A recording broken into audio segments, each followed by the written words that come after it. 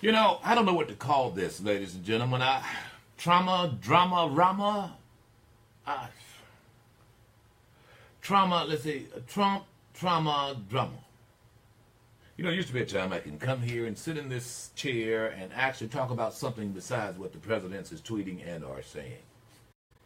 In talk radio, ladies and gentlemen, it was a time when you can be preoccupied with some other things that was happening among the citizens. Now it is strictly from the top. Every day, there's this drama. Every day. And there are those of you who can't accept the fact that the only reason why we have this drama is because we got a guy that has very poor character in that office. And he's going to be there until he's impeached or arrested. I would hope the latter. Because there's no doubt in my mind the man's committed a crime. Come on. Any officer, Keystone Cop could see that. He's acting the part. There's no doubt. You know? But I have grave concerns. Now look, I'm only going to spend just a little bit on this because I've got some things that most of you don't know about spring break that you need to know. Especially you folks on the coast. It's very vital. It's very vital. And if you've got friends and family coming, you need to tell them to listen to this show right now. Because I'm going to impart information that is going to be critical. Very critical to you. But back to the president. First he says he's not going to telegraph his punches, and then he does. Now, let me understand you right, Mr. President. So, you don't take Russia to task for having espionage in your family. I'm sorry, in your country. Is that you? It's me, yeah. Oh, you got a cold or something? Good to be here. No, I'm fine. Feel great. Hmm? Why are you sniffling? Well, you know, the southern humidity, I'm not used to it. It's different in Florida than it is here. You know? Yeah, you are what some would call here a Yankee, a damn Yankee. Yeah, I've heard that before. And but they accept you. It's no problem. It's no big deal as long as you continue to support the federal. It's not a problem. It's not a the problem. Confederate flag. Right. Oh, those good people on that side. On that side, yeah. So you got to understand this, ladies and gentlemen. The man said he's not going to telegraph his punch. He's not going to telegraph what he's doing. Right? He just did that. I'm going to play it in a minute. But I first want to get to this. Now we see what it takes to get Donald John to respond forcefully against Russia. It is the gassing of babies. Look, that is comforting for me. He cares more about that than the espionage and the invasion of these United States. I love babies. Yeah. I know the younger the better for you, I'm sure. Especially when they look like your daughter. Especially. The best. The best. Trust me. So, does anybody else besides me see this? So now, Donald John, who said that, well, he just said recently, before he went into office, that he was not interested in Syria, did he not? Do we have that? This was, I believe this is me, last year. We're not going into Syria, but when I see people using horrible chemical weapons, which they agreed not to use under the Obama administration, but they violated it. They said they got rid of them. Hey, look, what I did should have been done by the Obama administration a long time before I did it. And you had a much better... Right. What'd you do? Would be a lot better off. And what did you do? He went in and blew up the Tormac. I'm the hell out of them. Out of the Tormac. You bombed at some old planes that was there. And the very next day, within an hour, the Syrian people were bombed again. Excuse me. That Tarmac never saw anything like what I did. Yeah, right. I know. The Tormac folks, he just bombed the airport. No one killed. Surely he gave fair warning, and he did, to the Syrians. I tried to warn. Remove your planes because I'm going to bomb the asphalt. No, that's not what I did. That's what you did. I said then, this is theater. And it was. And it is. Some of you go, oh yeah, boy, pump, pump, pump, pump your chest. And within an hour, they were bombed again with a barrel bomb. Now, don't get me wrong, folks. Look, I've already said we have no interest whatsoever, no American interest in Syria, outside of hopefully a peaceful Middle East, as it's called. That's it. But for the most part, there's no reason for us to be there. I criticized President Barack Obama when he sought to do something there. They're having a civil war. They're having a civil war. That's what they're having. And I don't like it any more than anyone else. And it's a horrible thing. But in civil war, babies die. They will die until such time grown men and women stop killing them. Or until one side wins. I mean, every society has had its tyranny. So has the United States. And it was a very long time ago, ladies and gentlemen. But history has dictated to us, as well as other places like India. Even places like Uganda. I mean, you do understand that the plight of the peasant is always ever constant, which means the very powerful must be challenged, and that's what's happening here. Don't like it. Now, don't get me wrong. There's nothing wrong with being an ally of the small guy. The French were our ally during the Revolutionary War. And I don't mind being an ally of those rebels who are seeking to topple the dictator Assad. Fine. Doesn't mean we have to be there. Just saying. So here we have Donald John now threatening Vladimir Putin. The first time. The guy... Your language is kind of strong. I don't want to be construed as threatening President Putin, okay? I want it to be understood that I am making a declaration of a possibility of a... No, you're warning him. You're warning. It's a warning. It's not a threat. No. You're warning him, and you're indicating that you're going to use... Look, go ahead and read your own tweet here, if you would. I'm going to read this. I tweeted this morning. Russia vows to shoot down any and all missiles fired at Syria. Get ready, Russia, because they will be coming. Nice and new and smart. You shouldn't be partners with a gas-killing animal who kills his people and enjoys it. Now, this guy is the guy who said he's not going to telegraph his punch. I'm not going to tell you what I'm going to do. So why do you think he just told or tweeted that out to Vladimir Putin and the rest of the world? That's theater, folks. It's all theater. When he reduces it to letting his, what do you call those who receive tweets? Tweetettes? Followers. Followers. Is that what you call them, really? Yes. They follow you, They're follow. followers. They follow me. Okay? And they're very You can't say that not all. Not every. So You smart. can't. I'm sure there's a lot of folks who get the tweets who are not following, and they're They just are trying to. all- no. Oh, well, you get the tweets. Do you follow him? Are followers. They're following what I'm doing. And, this whole internet kind of lingo, this whole social media lingo is so fake. I have 50.3 million followers. I follow 45. Fine. Because I'm 45. Let me tell you, folks. This is the most ridiculous thing. Come on, you can't be this stupid, America. You just can't be. You know, when Donald John was talking about it, we actually came out and said early on, after being elected, that he wanted to make a deal with Russia. You forgot that. Here's what he said. If we can't make a deal under my administration, a deal that's great, not good, great for America, but also good for Russia, then we will quickly walk from the table. So what kind of deal? Simultaneously, while he was saying that, his lawyers were in Moscow trying to get a deal for a Trump Tower. Is that the deal? I asked then. You remember this, Ro? I said, well, what is the deal? It's a great deal. Let me tell you what I think the deal is. You see, the deal was when Donald John said, if I am elected, I will do X, Y, or Z. That's what this is about. You read his book, that's exactly how he does business. Actually, that's how he did it right here in Gulfport when he was negotiating to build a casino at what is Jones Park, right there at the Small Crab Harbor. What he does is he goes in and he pulls in a few folks, people, the decision makers, have a little private meeting, explain to them how he's going to then encourage, or should I say, set the stage for people's support.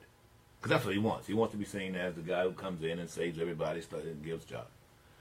And he lets them know, well, look, I'm going to say some things. It's going to be edgy, but don't get it twisted. I'm doing it basically to rally support for whatever it is I'm going to do. And although it might sound like I'm angry at you, I'm really not. The ultimate thing is to have this deal done. You're happy, me happy. And there are those who buy that. Everybody who's not. Paul Ryan bought it. The rest of those, Mitch McConnell bought it. Plus, he got his wife appointed as, what is she, Labor Secretary? You know, that's how he does. It is what he does. And this is not unusual for CEOs, folks. You go in, the whole mission is about profit for him. I mean, you got to understand, if you have a for-profit company and you are not making a profit, you have a charity. It's not a profitable company. I mean, it's just not. If you're showing a loss, then what you had was a charity that year. That's right. You understand. I mean, You get it. any CEO will get it, and you will have had to be there to understand what I'm talking about. I've had a loss, and it's like, well, when you have a loss as a company and you're a private company and you're open for profit and you have a loss, that means that you did some charity work. You didn't make anything. Everything you did, the 120 hours a week that you worked, was for nothing. Not unless you're Donald John, which means he paid himself. He's always going to pay himself out of his company. So what do you think about this? So here we have the president now warning Vladimir Putin that there's going to be bombs. So now, look, folks, we're being told, for him to tweet this, it's completely contrary to his own policy. I mean, he criticized President Barack Obama saying that he was going to withdraw. So the infamous red line. So here we are. I mean, and then he said this. I don't know if you have this part of your. I failed to mention this yesterday. Then he said with the reading of his attorney's offices and the apartment and condos and all, he said it's an attack on America. And someone sent me something from OxyConservative. I think Becky Boy or somebody. I saw something about OxyConservative talk show hosts. They always try to look like big kids. He had those with bangs. Have you noticed that? I noticed that, especially that other guy on that dog network, Tucky. I don't know what his real name is. Well, whichever. But they tweeted me a thing about, it's an attack on America. What? Really? This guy's he's dirty as a $3 bill. He really is. Everybody knows it. But there are those of you who can't bring yourself to say, this is shady. The appearance of impropriety is completely way out of whack. You're on Broad Street here with this. Appearing now. Impropriety. Look. I mean, it's so obvious. So he called Russia and he said, well, here's what we're going to do. We're going to send some missiles. Because the babies were being gassed, and you cross my, what is it now, Burgundy line now? I like to think of it as a burnt orange line. Russians have voted in the National Security Council not to allow any kind of investigation as to whether or not the nerve gas that was used, sarin or whatever, came from Assad or Russia or whomever. And so now Donald John is upset. He's got his arms crossed like a big punk. I mean, really. I mean, that's what it looks like. He was punked. Am I wrong? I mean, is that the definition of it? Yes, and that is common classic body language to illustrate that. It's interesting, ladies and gentlemen, but after President Barack Obama cut the deal with Russia, saying that, okay, Russia, you're going to be in charge, and they went in and supposedly got rid of gas, there was like years thereafter that it was no gassing. Now, one has to ask, so what happened? Well, there was an election. I'm just saying. There was an election. Somebody got punked. I mean, I'm just really just getting fed up with the trauma, drama. Always, every day, always something. I mean, it's just... Paul Ryan's leaving. He's not running for re-election. He's going to not be the Speaker of the House. Speaker Paul Ryan is a truly good man, and while he will not be seeking re-election, he will leave a legacy of achievement that nobody can question. We're with you, Paul. You do better when you're reading. That I was reading. I know your teleprompter and all. And you know, you when you stay on your speech, and you throw that away, you know, you really. I like to shoot from the hip. Yeah, and I can tell it's coming from down there, the backside of your hip. Well, that's where I keep my whole. Well, I know. It's you know, you and Putin have a lot in common. Thank you so much. Could you forward that? That was a pun. Could you forward that to Russia so they hear what you? Oh, they hear it. They Could hear you do that for me? Thank you. What do you think a guy whose last name is Putin would be full of? I don't know, Coach. I'm not going to let you reduce this show to its lowest level. We are not going to go there, Navro. Okay, sorry. We're not going to go there. We've got to keep this on the up and up because I've got very important information to share with, especially the local folks who are looking for an invasion. It's like there are folks who are waiting for the invasion. The Negroes are coming! The Negroes are coming! You're stacked up. It's going to be thousands of them everywhere in Mississippi. Hold the horror, the horror. Talk about day after Thanksgiving's Black Friday. This Friday. Man, under any other ordinary circumstances, you'd get the barbecue grills already and frying up some of that catfish, Makes sense. lot of crawfish. You know what I mean? Tis the season. And I'm gonna tell you something. If you got some pig feet, you'll have a monopoly. Hey. I'm just telling you. Cause you got some folks coming here from Cleveland, Mississippi. A lot of them. They gonna want some pig feet. I'm just saying. Pig feet. I can see it right now. If you were anywhere else, if you were anywhere near Greenwood, you'd be going, pig feet, got that pig feet. Hot tamales. Three toes. Really? It's kind of disgusting. Isn't Very it? Well, to some people. Do you know that pigs don't sweat? They secrete a pus-like. No, I don't know. I don't want to know. Thank you. You're welcome. It's the other white meat. Enjoy. I enjoy the warthog. By the way, did you know that the warthog is not part of the pig family? Really? Well, part of it is. It's got a head like a rhino. Neither is Donald John. All right, let's get to it here, folks. I'm going to go to you folks on the phone, but there's some very pertinent information. If you have awakened all of those who are coming to spring break, then you need to hear what I'm about to say. Because you won't hear this from law enforcement. You won't hear this from the people who have businesses along Highway 9 or anywhere on the coast, really, except for yours truly who has businesses here on the coast. I invite you. You are certainly invited. There are some things, though, you need to know. And it's the math. You heard me right. If you're not getting math, then I'm going to help you with this. We can offer some intermediate classes. You see, what we have here along the coast is a matter of mathematics. Okay? If you're looking to enjoy yourself, then you need to share this with the people who are coming, and those of you who are here need to understand the mathematics I'm about to give you. It also offers an opportunity for someone to make very, very good money. I'm just saying. Just listen to me closely and you'll understand how. And this came to me when I offered a suggestion last week for those of you who have available room in your houses or wherever should go on Airbnb and list them.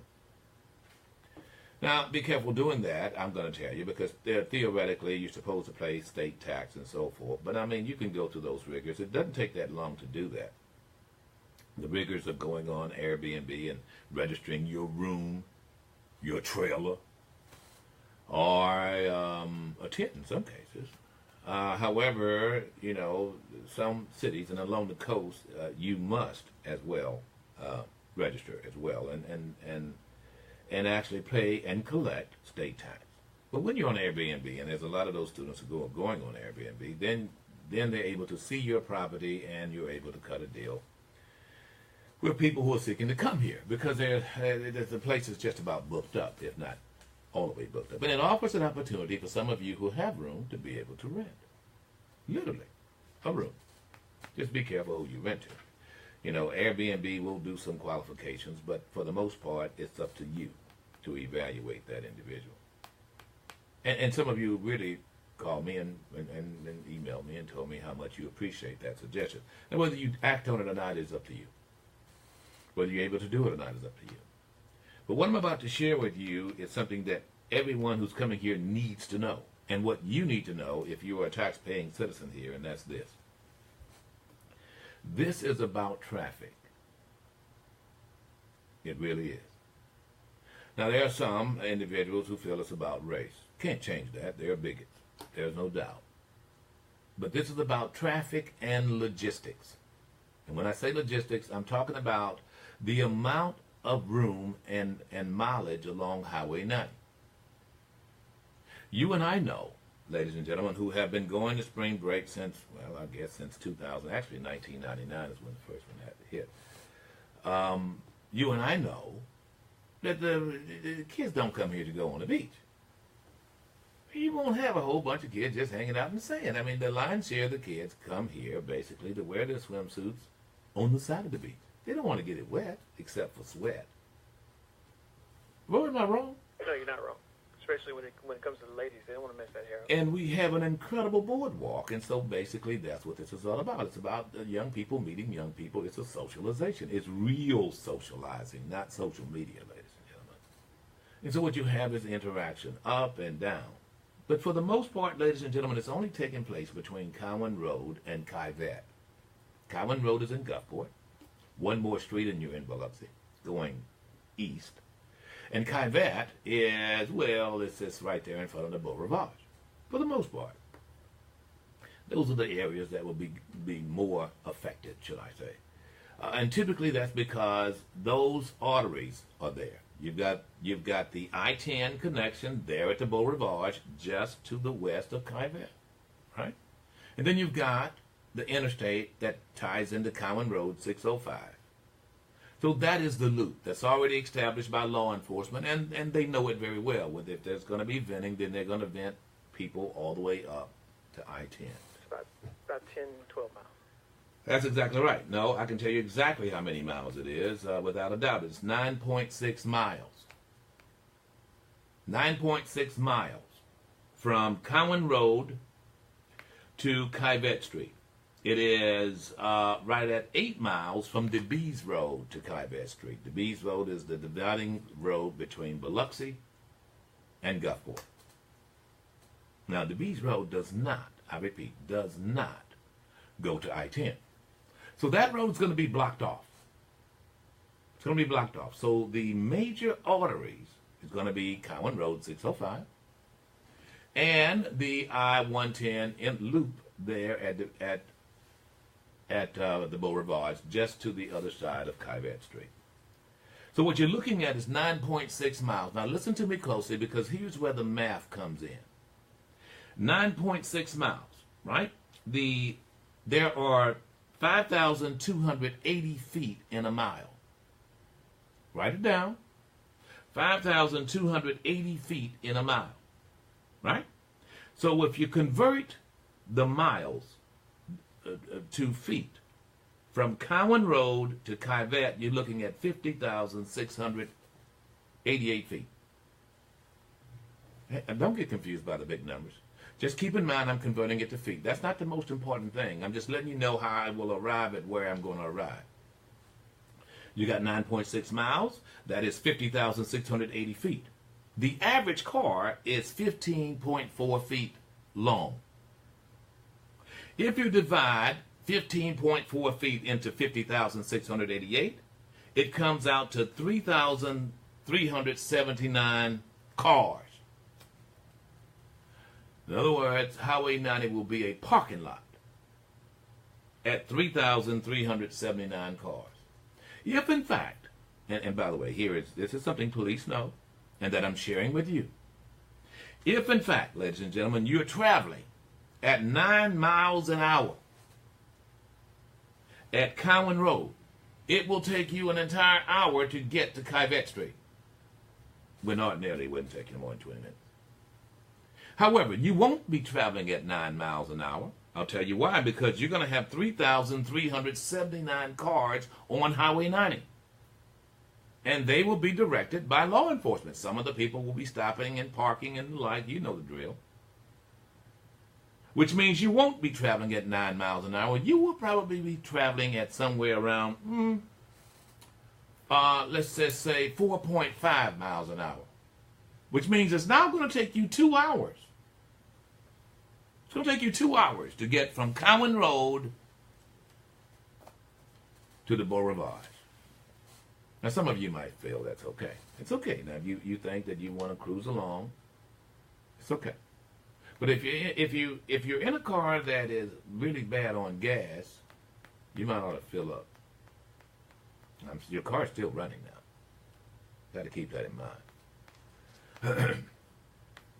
But more than that, ladies and gentlemen, what I just described to you is how Highway 90 becomes a parking lot, and that's something that law enforcement have already calculated. So the more cars you have on Highway 90, especially by the locals, the slower the traffic's going to go. And the worst time you're going to have, unless you just want to sightsee, unless you just want to see the parade. And some of you do, don't you? I got you. I got you. Well, that will adversely impair the tourists who are coming here, who would like to come here, spend money, have fun. Look, folks, when Highway 90 comes to a stop, what you have on Highway 90, this is one lane too, by the way. I failed to mention that, bro. In other words, the cars will be bumper to bumper in one lane. There will be a service lane, emergency lane, as law enforcement calls it, which I have some questions about, but such is life. In other words, there'll be one complete free lane except for law enforcement running, and of course tow trucks and emergency vehicles running all the way the length of that, from Cowan Road all the way to the Beau Rivage. So by putting all those cars on the line, you're going to have a parking lot. It will take you approximately 2 to 3 hours to get from Cowan Road to Caveat if, in fact, you decide you just want to sightsee. I just want to cruise down in front of the mall or in front of the Coliseum. Brace yourself for this. Now, why am I telling you? So I'm telling you this because that's every reason why, first and foremost, you should park and walk. Secondly,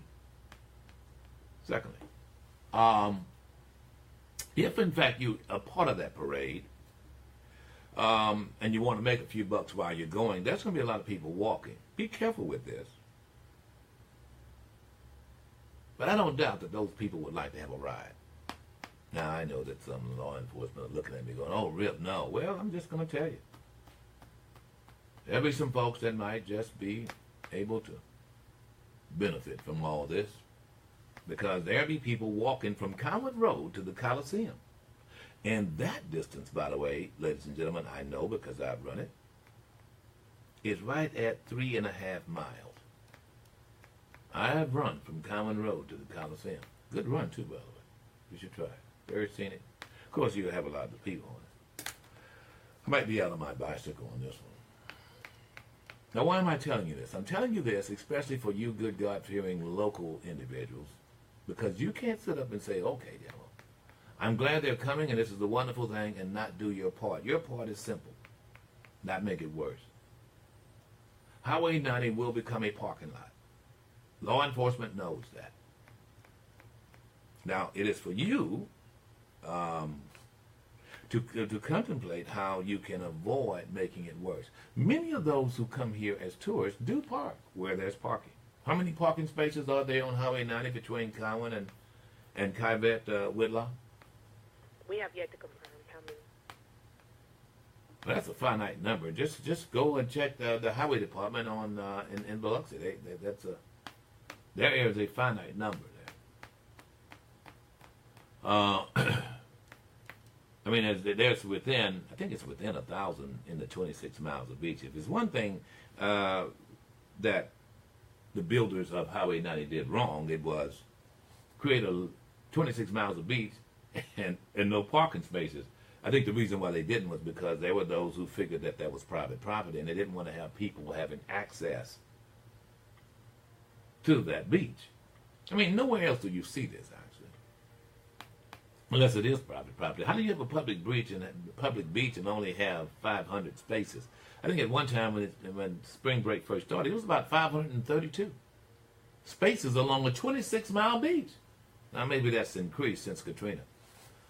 And it possibly could have, because they did, in fact, do some rebuilding. A lot of empty lots there. Did y'all follow what I just said? Yeah. What does it make you think? It's a matter of math. It's mathematics. Yeah, the demand is going to outweigh the supply as far as parking goes, but that creates an opportunity for locals here. Well, it does, if in fact, I mean, you're into that sort of thing. I mean, but you got to keep in mind it's going to be slow going. That's just all there's to it.